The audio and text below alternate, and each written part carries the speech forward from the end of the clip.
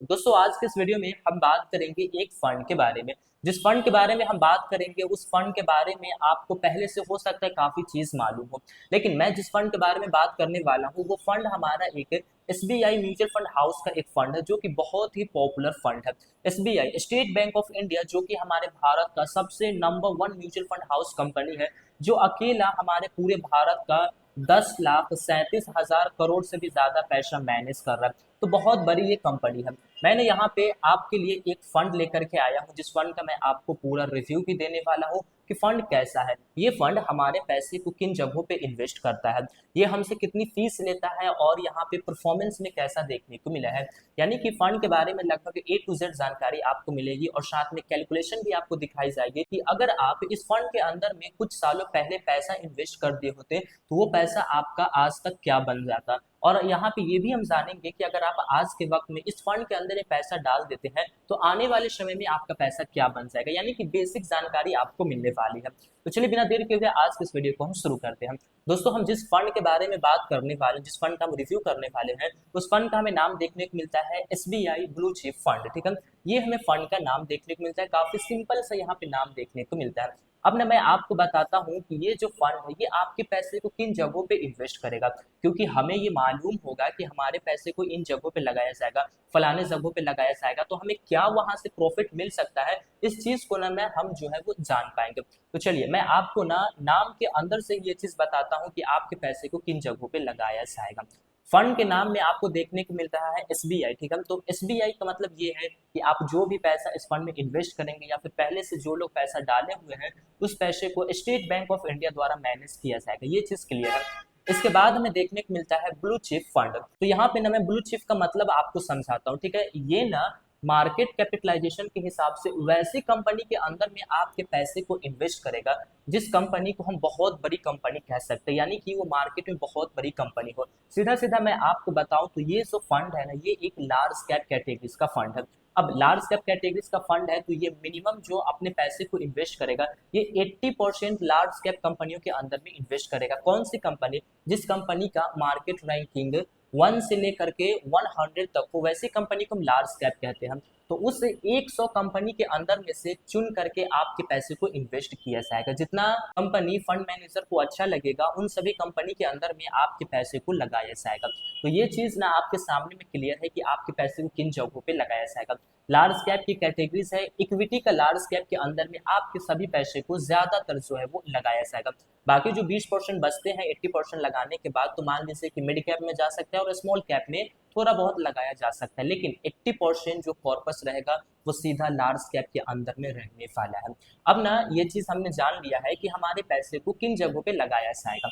अब हम ये जानते हैं कि यहाँ पे कितने ऐसे लोग हैं जो इसके अंदर में अपने पैसे को इन्वेस्ट किए हैं। तो यहाँ पे ना हम उस चीज को फंड साइज कहते हैं या फिर उसको ना आप AUM भी कह सकते हैं।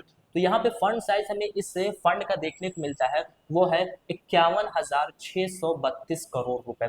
काफी ज्यादा लोग इस कैटेगरीज के अंदर में इन्वेस्ट किए हैं। इसका सिंपल सा एक चीज माना जाता है कि ये जो कैटेगरीज है ना ये आपको अच्छे रिटर्न्स निकाल के देते ही है और साथ में ना मार्केट के मुकाबले मिड कैप और स्मॉल कैप के मुकाबले में आपको ना बहुत ही कम रिस्क लेकर के पैसे बना करके ये देते हैं। ठीक है, तो इतने लोग यहाँ पे इन्वेस्ट किए हैं। अब हम ये जानते हैं कि इतने लोग इन्वेस्ट किए हैं तो ये फंड कैसा परफॉर्मेंस किया है, यानी कि पिछले 1 साल में कितना रिटर्न्स बना करके दिया है, 3 साल में, 5 साल में, और ये जब से आया है तब से लोगों को कितना का रिटर्न्स बना करके दिया है, ये चीज भी तो हमें मालूम होना जरूरी है। तो चलिए अब ना हम परफॉर्मेंस का ही बात कर लेते हैं। अगर हम इसे एसबीआई के ब्लू चिप फंड के पास्ट के 1 साल के रिटर्न्स को देखें तो ये फंड लोगों को 34% से भी ज्यादा का रिटर्न्स बना करके दिया है पिछले 1 साल में। अगर आपने 1 साल पहले लगाया होता तो आपको ना उसका जो है वो 34% अमाउंट जो है वो बढ़ गया होता। ठीक है, वही अगर हम बात करें 3 साल की तो 3 साल पे ना यहाँ पे मात्र 16% का रिटर्न आपको देखने को मिलता है कि 3 साल का एक एवरेज रिटर्न में 16% का मिला है। वही अगर हम बात करें 5 साल की तो यहाँ पे 5 साल का जो हमें एवरेज रिटर्न देखने को मिलता है वो 19% का रिटर्न। अगर आप आज से 5 साल पहले इस फंड में इन्वेस्ट किए होते तो आपको ना 19% से ज्यादा का रिटर्न जो है वो मिल गया होता। अब ना हम बात करते हैं कि ऑल ओवर रिटर्न्स का, कि जब से ये फंड आया है तब से लेकर के अब तक लोगों को ये कितना का रिटर्न्स बना करके दिया है। तो तो यहाँ पे जो हमें ऑल ओवर रिटर्न्स लगभग इस फंड के आए हुए 12 साल से ज्यादा वक्त हो गए हैं, तो 12 साल का हमें एक एवरेज रिटर्न्स जो हमें देखने को मिलता है वो है 16.96%, यानी कि लगभग लगभग आपका ना यहाँ पे ऑल ओवर रिटर्न्स जो है वो 17% का हमें देखने को मिलता है। तो ये तो हमने परफॉर्मेंस को जान लिया है कि 1 साल 3 साल 5 साल और जब से आया है तब से कैसा रहा है, ठीक है। अब ना मैं आपके इसके कुछ चीजों को बताता हूँ, ठीक है। वो है फीस, ठीक है, क्योंकि यहाँ पे ना फंड को मैनेज करने के लिए हम जैसे इन्वेस्टर से फीस लिया जाता है, तो फीस ना दो तरीके के होते हैं। एक होता है एक्सपेंस रेशियो, यानी कि फंड को चलाने के लिए जो फंड मैनेजर बैठा हुआ है उसके भी तो कुछ खर्चे हैं, तो वो ना आपसे फीस लेता है, उसको हम बोलते हैं एक्सपेंस रेशियो, फंड का एक्सपेंस रेशियो। यहाँ पे ना बहुत ही हाईएस्ट आपसे कहा जा सकता है कि आपसे एक्सपेंस रेशियो लिया जा रहा है। एक्सपेंस रेशियो जो है वो है 0.80% आपसे एक्सपेंस रेशियो लिया जा रहा है, लेकिन रिटर्न्स भी आपको शानदार बना करके दिया जा रहा है, ठीक है। तो एक्सपेंस रेशियो ये फीस हो गया, ठीक है, 0.80%। लेकिन इसके अलावा ना एक और फीस लगता है। ये फीस कब लगता है? जब हम गलती करते हैं तब। उस फीस का नाम है एग्जिट लोड, यानी कि मान लीजिए कि आप इस फंड के अंदर में अपने पैसे को इन्वेस्ट करते हैं, ठीक है। आज आपने इन्वेस्ट किया, हो सकता है उस पैसे की जरूरत आपको फ्यूचर में कभी भी पड़ सकती है, 10 दिन के बाद भी पड़ सकती है या फिर 10 साल के बाद भी पड़ सकती है। तो एक ना एग्जिट लोड को यहाँ पे रखा गया है। ये लोड ना एक टाइम पीरियड को बांध दिया जाता है कि जब आप इन्वेस्ट किए हैं और इन्वेस्टमेंट दिन से लेकर के आप इतने दिनों के अंदर में पैसा विड्रॉवल करेंगे तो आपको ना एग्जिट लोड देना पड़ेगा। तो यहाँ पे भी ना आपको एग्जिट लोड देखने को मिलता है। अगर आप जो भी पैसा इन्वेस्ट किए हैं और आप उस पैसे को 1 साल के अंदर में यानी कि 365 दिन के अंदर में उस पैसे को विड्रॉवल करते हैं, तो आपका जितना अमाउंट आप विड्रॉवल करेंगे उसका 1% अमाउंट जो है वो कट कर आपके पास आएगा, यानी कि 1% जो है वो आपका एग्जिट लोड का फीस जो है वो चला जाएगा। तो ये हो गया मोटा मोटी हमारे फंड का पूरा फुल रिव्यू, ठीक है। अब मैं आपको बताता हूँ, तो अगर आप आज से 1 साल पहले 1 लाख रुपए लमसम अमाउंट इस फंड में किए होते तो आज आपका उस पैसे की जो वैल्यू बन गई होती वो है 1,34,000 रुपए, यानी कि आपको ना 1 साल में 34,000 रुपए का प्रॉफिट जो है वो देखने को मिल गया होता, ठीक है। अब हम बात करते हैं कि इसी फंड के अंदर में आप आज से 3 साल पहले उसी 1 लाख रुपए को लमसम अमाउंट इन्वेस्ट कर दिए होते तो आपका पैसा कितना बन गया होता। यहाँ पे 3 साल का एक एवरेज रिटर्न्स मिला करके आपका 1 लाख रुपए का जो वैल्यू बन जाता वो है 1,56,000 रुपए। अब वही अगर हम बात करें कि इसी 1 लाख रुपए को आप आज से 5 साल पहले इस फंड के अंदर में इन्वेस्ट कर दिए होते, उस 1 लाख रुपए की वैल्यू जो बनती वो है 2,38,000 रुपए, यानी कि देखा जाए तो आपने जो पैसा इन्वेस्ट किया है उसका डबल से भी ज्यादा पैसा आपको यहाँ पे मिल रहा है, ठीक है। 138% का रिटर्न आपको 5 साल में मिल रहा है, ठीक है, अगर आपने 1 लाख रुपए आज से 5 साल पहले लगा दिया होता तो। अब तो ये बातें हैं कि चलो हमने पहले लगा दिया होता तो हमें ये चीज अचीव होता, लेकिन जब आप ये वीडियोस देख रहे हैं अब आपको लगता है कि नहीं मैं लार्ज कैप के इस कैटेगरीज के अंदर में अपने पैसे को इन्वेस्ट करूंगा, तो आज अगर आप इसी फंड्स के अंदर में अपने पैसे को इन्वेस्ट करते हैं उसी 1 लाख रुपए को, तो फ्यूचर में आपको उस 1 लाख रुपए की क्या वैल्यू बनेगी। तो हम मान के चलते हैं कि एग्जाम्पल के लिए कि आपने 1 लाख रुपए को आज अगर आप इस फंड में लमसम अमाउंट इन्वेस्ट करते हैं और जैसा कि हमें ऑल ओवर रिटर्न्स पिछले 12 सालों का अगर हम रिटर्न्स देखें तो लगभग लगभग में 17% का रिटर्न्स मिला है, ठीक है।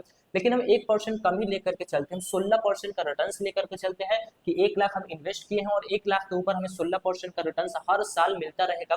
तो अगर आप उस 1 लाख रुपए को 20 सालों तक इस फंड के अंदर में इन्वेस्ट रहने देते हैं तो आपकी ना उस 1 लाख रुपए की वैल्यू जो बन जाएगी वो है 19,46,000 रुपए। आज के वक्त में उस पैसे की वैल्यू जो है वो बन गई होती। बहुत बड़ा अमाउंट है, यानी कि देखा जाए तो आपका पैसा ना 20 साल में लगभग 20 गुना आपका पैसा जो है वो बढ़ गया है, ठीक है। ये तो हो गया हमारा कि 20 साल हम पैसे को छोड़ते हैं तब इतना मिलेगा, लेकिन अगर हम थोड़ा सा और टाइम को बढ़ा करके 10 साल और हम बढ़ा करके देखते हैं तो हमें क्या मिलेगा, उतना ही रेट ऑफ इंटरेस्ट से हमारा पैसा जो है वो बढ़ता रहेगा।